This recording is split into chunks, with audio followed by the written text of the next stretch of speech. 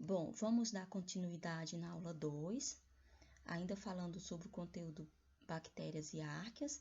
Na primeira aula, nós focamos o domínio árquea. Agora, nós vamos falar do domínio das bactérias.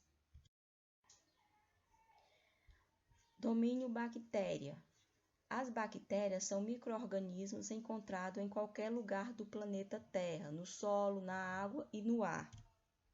Elas também podem viver fora ou dentro de outros seres vivos, como as plantas, os animais e também nos seres humanos. Hoje, reconhece quase 10.000 espécies de bactérias. Dependendo da sua nutrição, elas podem ser autótrofos ou heterótrofos.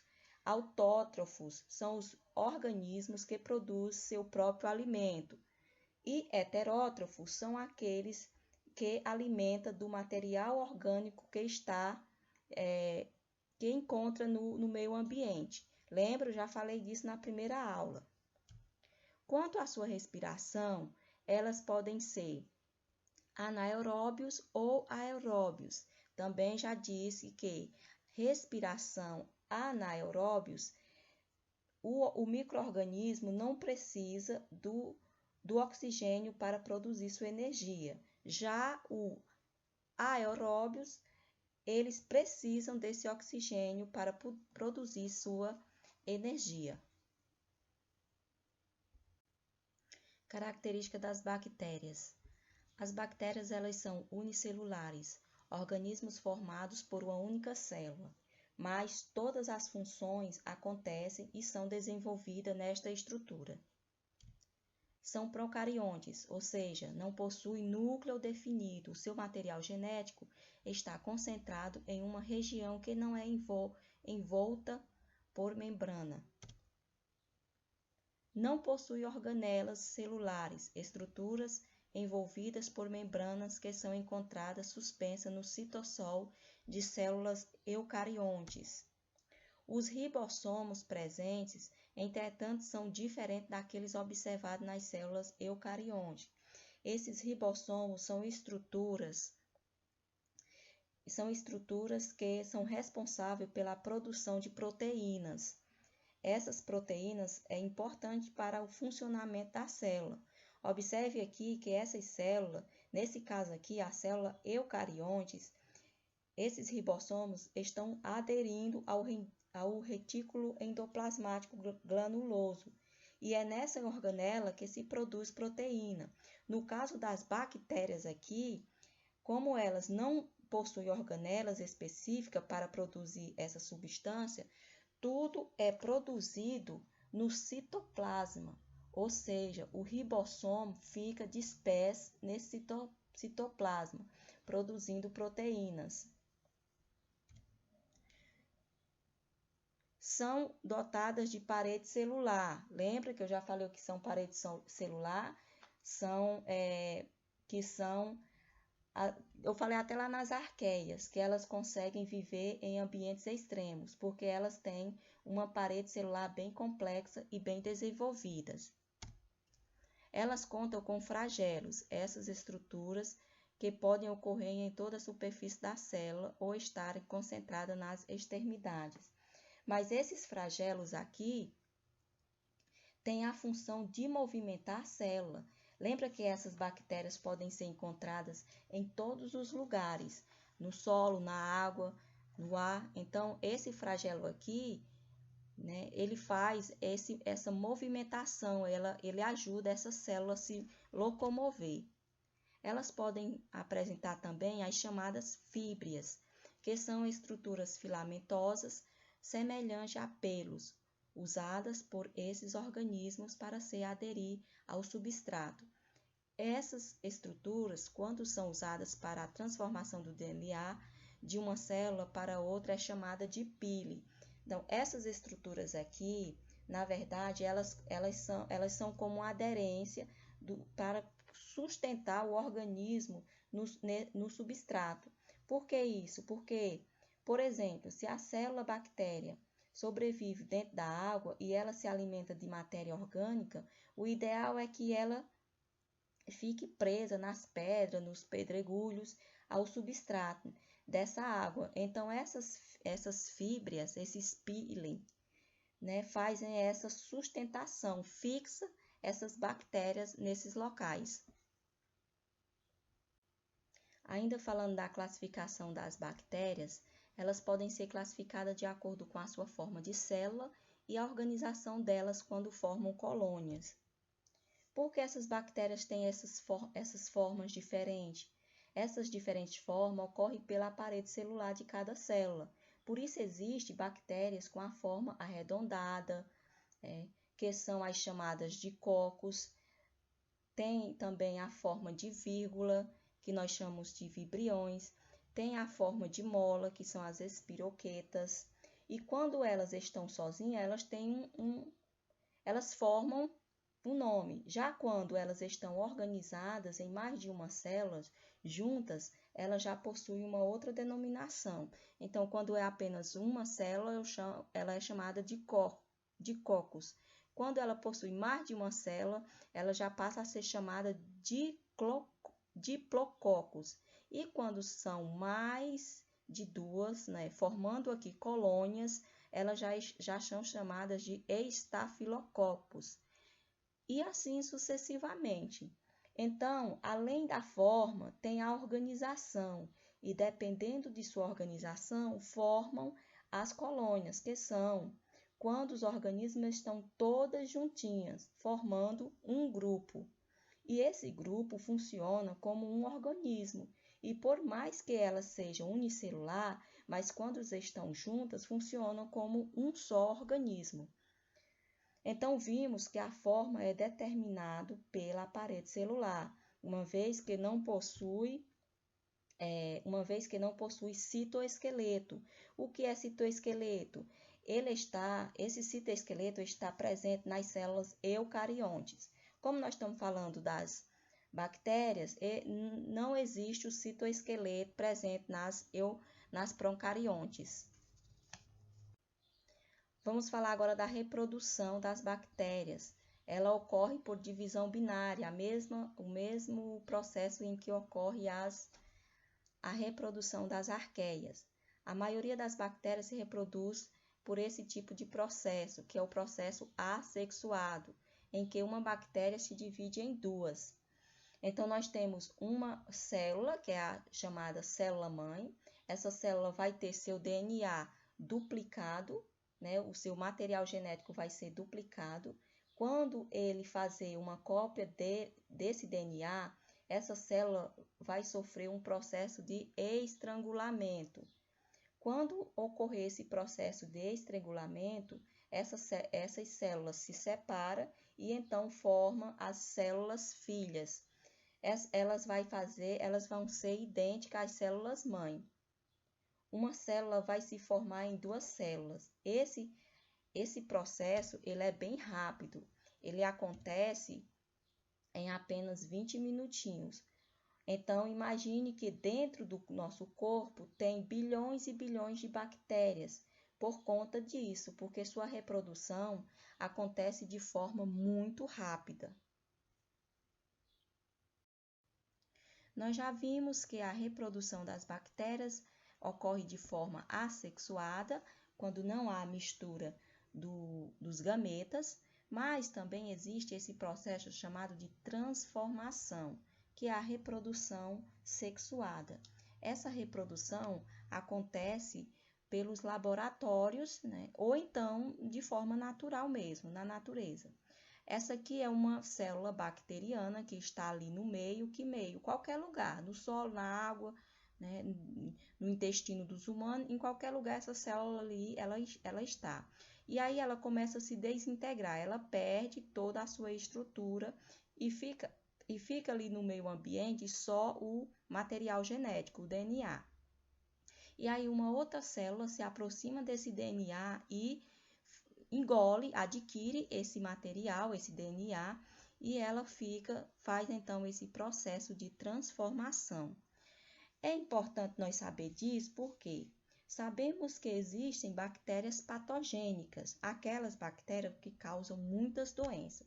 Então, os laboratórios os laboratórios podem modificar essas bactérias, deixando elas menos patogênicas. Mas essas transformações podem acabar dando resistência a essa bactéria.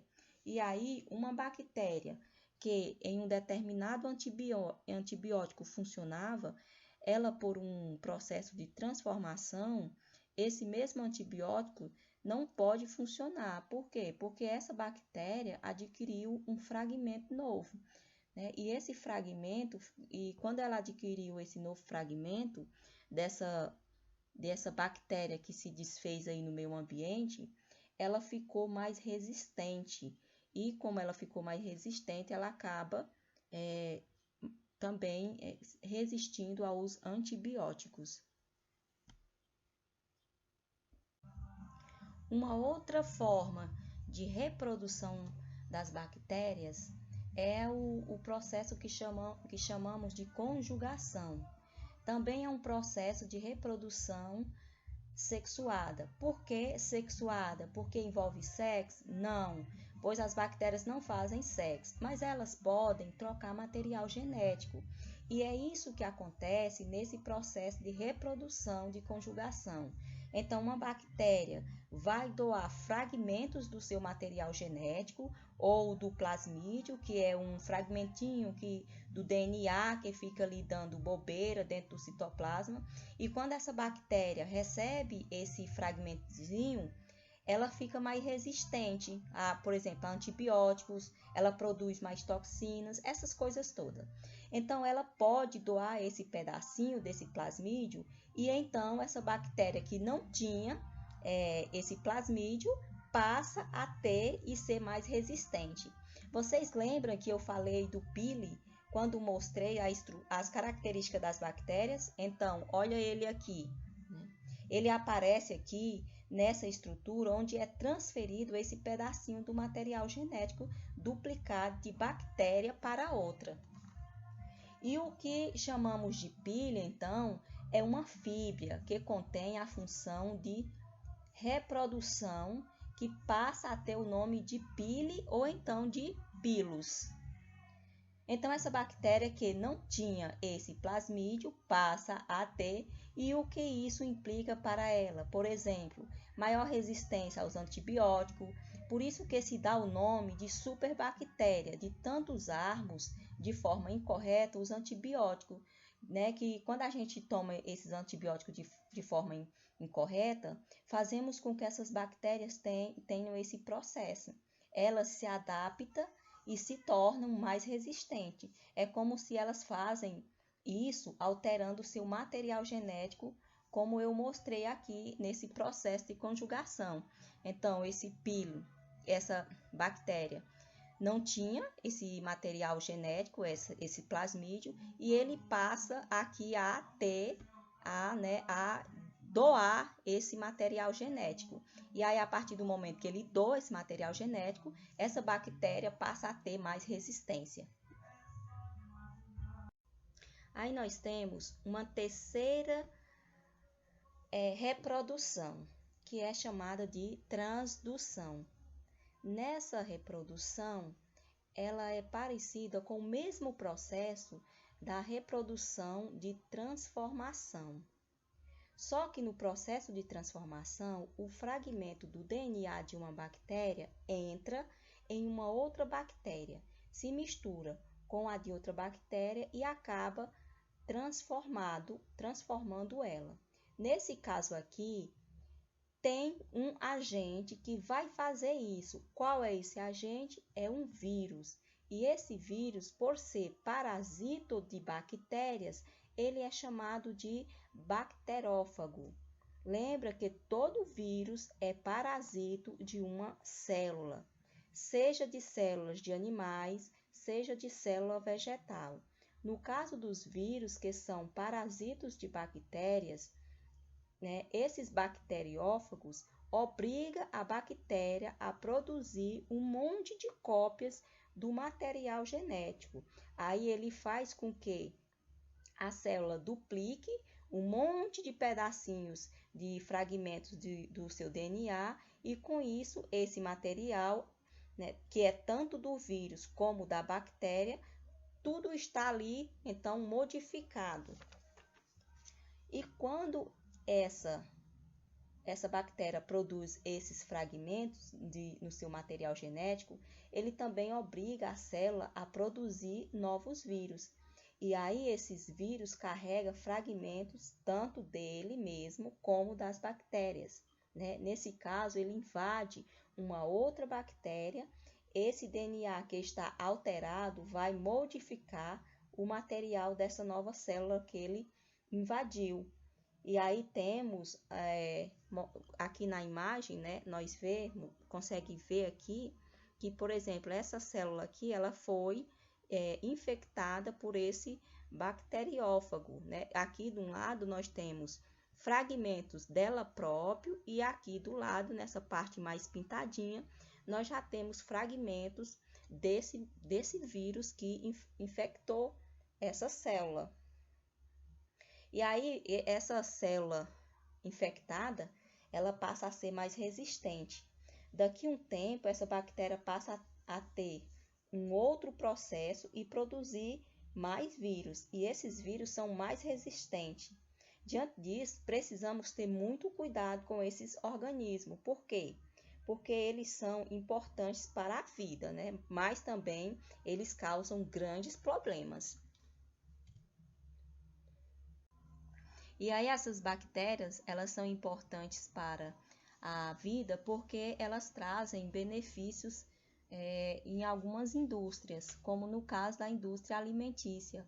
Como as bactérias fazem o processo de fermentação, pode-se pegar essas bactérias e produzir iogurte, vinagre, queijo, algumas bebidas, né? Elas também são importantes na fabricação da indústria farmacêutica, com a produção dos antibióticos.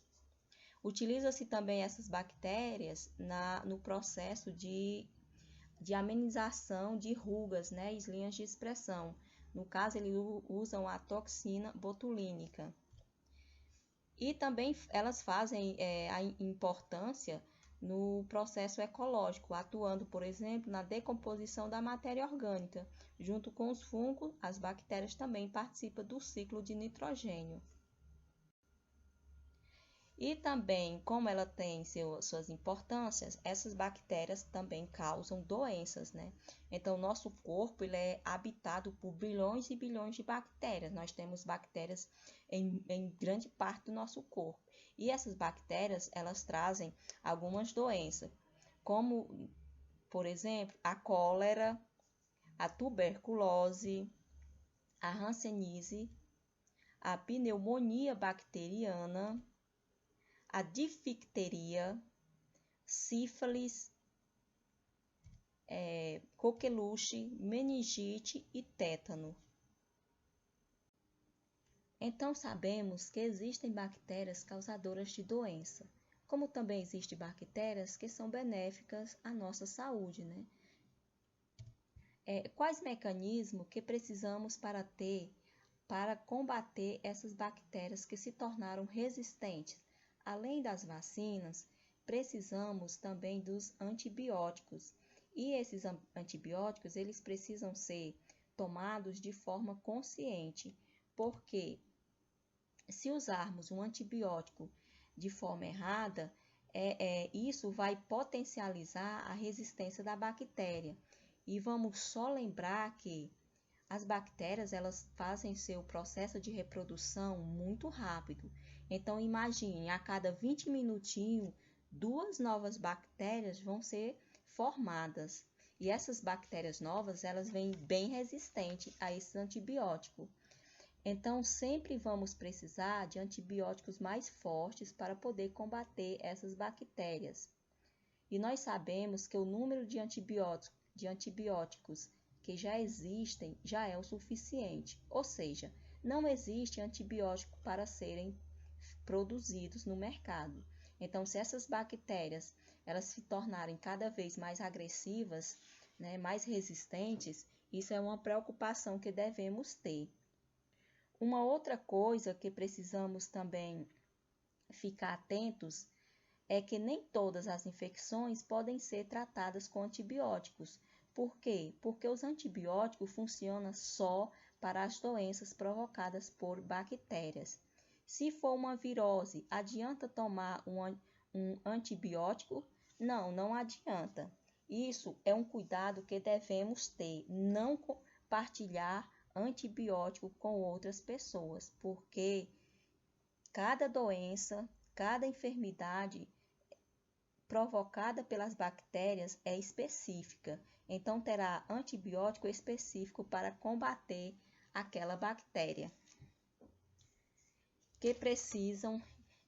que causa infecção na garganta. Por exemplo, uma bactéria que causa infecção na garganta, adianta tomar esse antibiótico para combater uma infecção intestinal? Não.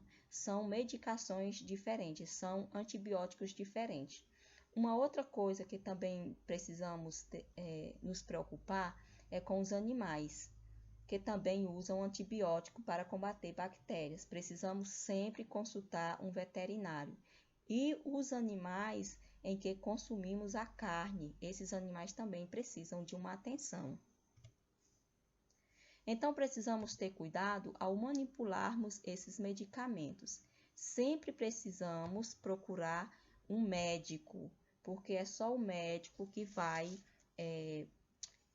passar a dosagem correta do medicamento para que nós possamos usar. Lembrar que todo medicamento precisa tomar no horário específico em que o médico prescreveu. Se a medicação foi prescrita para tomar a cada 6 em 6 horas, precisamos respeitar esse horário.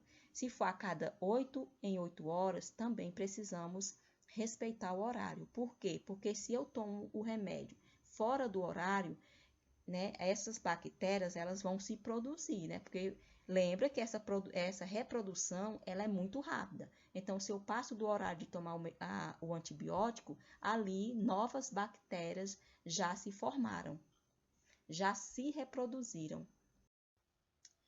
Aqui são as minhas fontes no qual eu consultei para produzir esses slides. E obrigada pela atenção. Até a nossa próxima aula, que vai ser a terceira aula, e em um outro link.